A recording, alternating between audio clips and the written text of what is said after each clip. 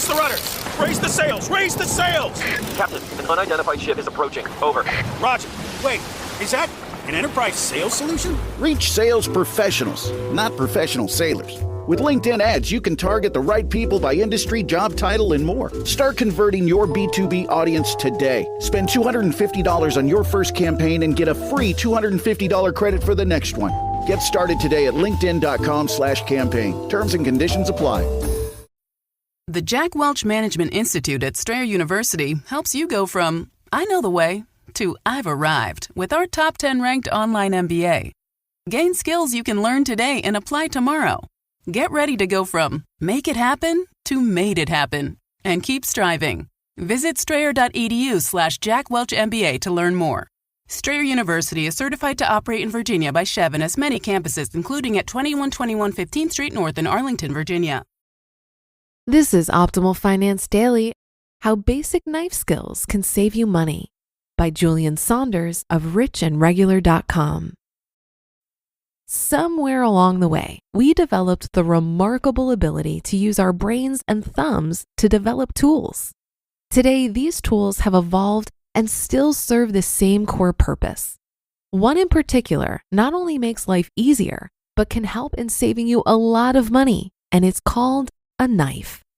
Yes, as much as we're fans of our high-tech tools like our Nest thermostat, Amazon Echo, iPhones, and Apple TVs, we're also fans of good old-fashioned low-tech like paper and knives. Given Mr. Rich and Regular's culinary background, he's a huge fan of knives since it's the must-have tool for chefs. In culinary school, knife skills are one of the very first lessons taught because it's so critical to cooking. But even if you're not a chef, improving your knife skills can make cooking at home easier and save you a boatload of money. It's impossible to truly calculate the return on owning a good knife, but there are a few reasons to consider investing in a good one and learning how to use it. According to a 2016 study by the National Priorities Project, behind housing and transportation, food is the third highest expense the typical American family has. As a result, most people try to strike a balance between eating at home and dining out to save money in this category. However, even if you're eating in more, the cost of groceries can be very expensive. Factor in the hassle of cooking, especially if you're not great at it, and it's super tempting to pick up food or order in, which can blow your budget quick. But groceries don't always have to be expensive. In general, prepared products, pre-cut products, or anything that has been handled to be more convenient will be more expensive than a product in its raw or natural state. Supermarkets know this and take full advantage of your desire for convenience by charging you a premium. This is where owning a good knife and knowing how to use it can save you money, assuming you're willing to overcome your fear of cutting yourself and a learning curve. Take everybody's favorite summertime fruit, for example, a watermelon. Using some quick screenshots of our neighborhood grocery store on Instacart, which we love, we noticed the price difference between the various forms of watermelon available.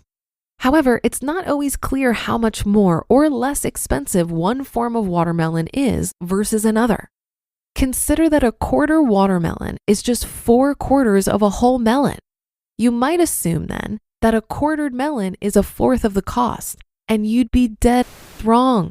The quartered watermelon is 79% more expensive because someone had to go through the quote-unquote hassle of cutting it and wrapping it in plastic. Now consider watermelon wedges are really just half of a quartered watermelon sliced into handheld pieces, placed on a piece of styrofoam and wrapped in plastic. Well, those little wedges are actually 19% more expensive per pound than the quartered. But if you're really balling out of control, you can go ahead and get the large watermelon chunks, which are a ridiculous 339% more expensive than the quartered watermelon. All because we want someone to cut our fruit for us, or because wedges might be messy. The same is true for other products that grocers know most people don't want to deal with, like pineapple, cantaloupe, green beans, carrots, greens, meat, etc. The markup is for the convenience of not having to cut something. But if you knew how to use a knife, you might reconsider buying into these markups all the time and save money every time you go to the grocery store. Assuming you're one of the average American families that spends $7,203 annually, or 12% of total spending on food, it's possible to shave off a cool $1,000 by investing in a good chef's knife, a cutting board, and maybe a quick cooking class so you learn how to use it without losing a finger.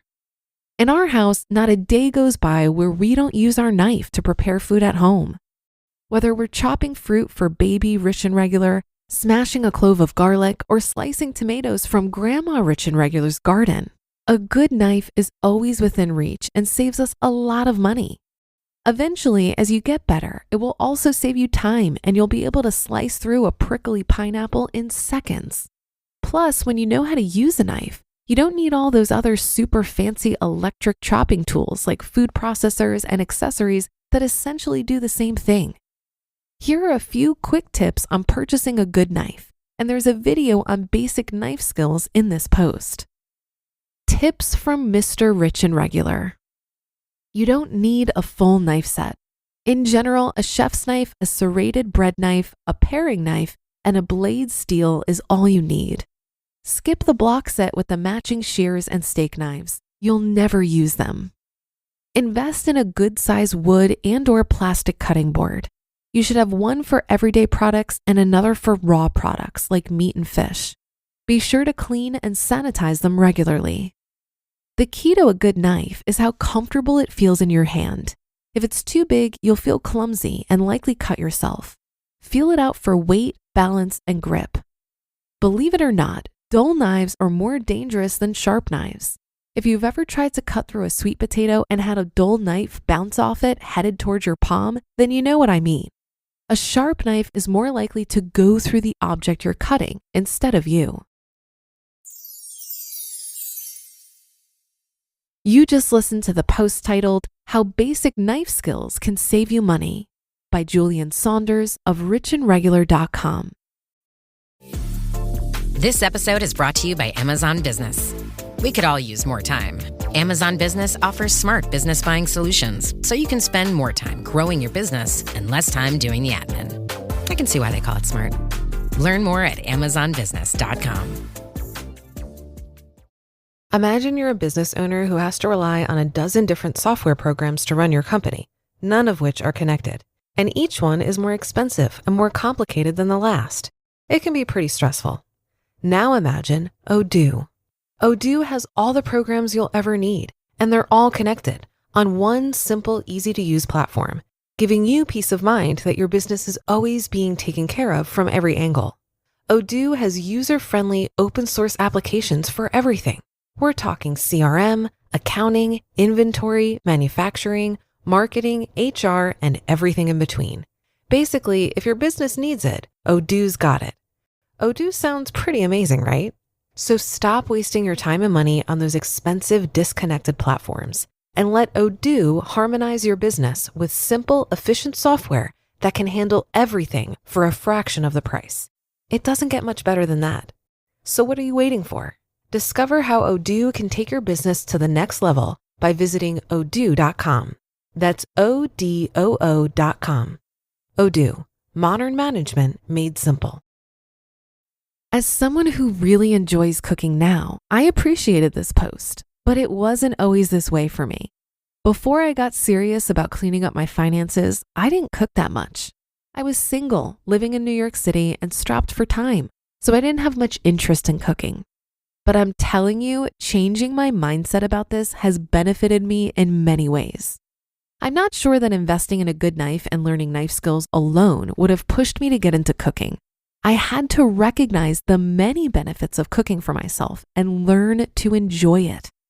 One of the best parts about meal planning is that it removes all decision fatigue around what I'm going to eat. Investing a few hours on a Sunday to food shop and meal prep saves me a ton of time, money, and energy during the week.